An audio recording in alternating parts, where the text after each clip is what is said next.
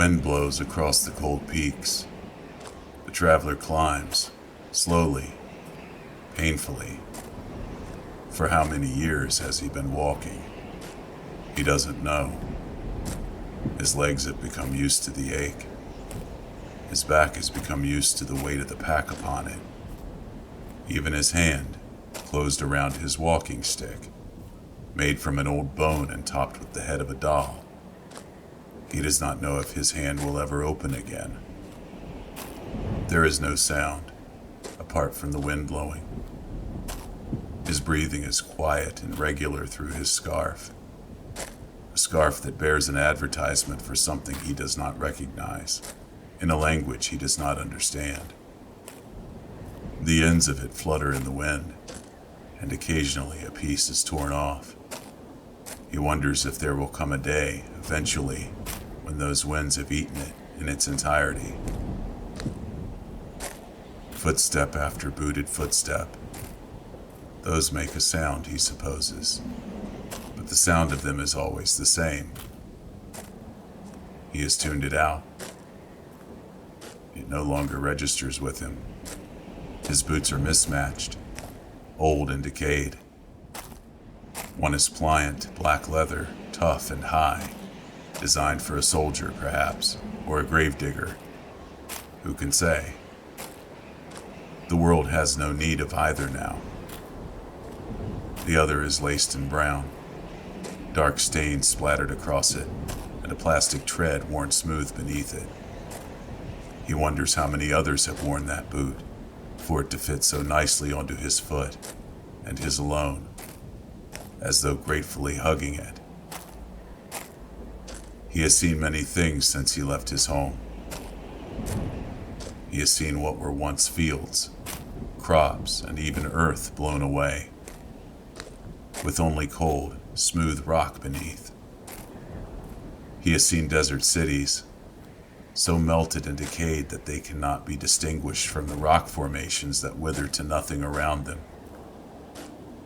He has seen ships, sailing in a vast armada, pitted iron hulls and sailless masts and bent, rotting gun turrets, half buried in their thousands in the vastness of a desert.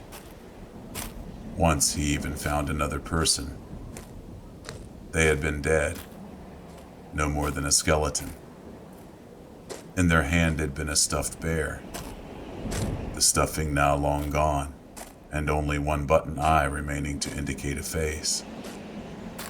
Spilling from the ruined back was a wallet, all identifying features long since worn away, and a fat, boxy television, its glass screen shattered, and its rabbit ear antenna long since gone. It was from them that he had gotten the scarf. These mountains, though, they remind him of something. His home, the place where he had grown up. It was only a golden feeling now. No concrete images or sounds to attach to it. But there had been mountains. He is sure of it. Mountains like the spire of a dragon, looming up and on forever, as though beckoning him to places he could never go. From somewhere overhead, there comes a sound. It is a faint roar, getting gradually louder.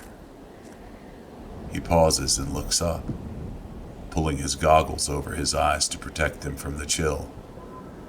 Their tent is no longer needed. Now the sun is vast and dim and red. It is an airplane, there on the horizon, getting slowly larger as the white trail it rides on stretches behind it. It had once been white. Those wings had been unblemished, those windows unbroken. But no more. There are no people aboard that plane. No cargo. It is simply an echo. A world trying to remember why it had once done what it did, and still doing it in hopes of returning to a happier time. As he crests the mountaintop, he sees something down there, amid the peaks. It is a hole, a vast, gaping pit, leading down and down into the dark of the world. Once there had been fire down there, or so they said. Fire that would come out through hungry mountains and drown the world in smoke. Now it is cold and empty, and home only to strange, hollow things. One of those things rises up from that hole, huge and old and slow, almost as though it is growing instead of moving. A worm. He thinks that is the word.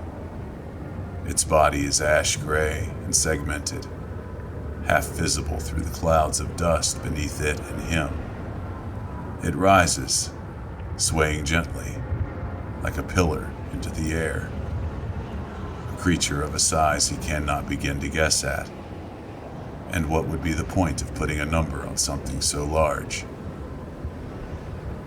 Its jaws open, a smooth, multifaceted movement like a building falling, and then they close again.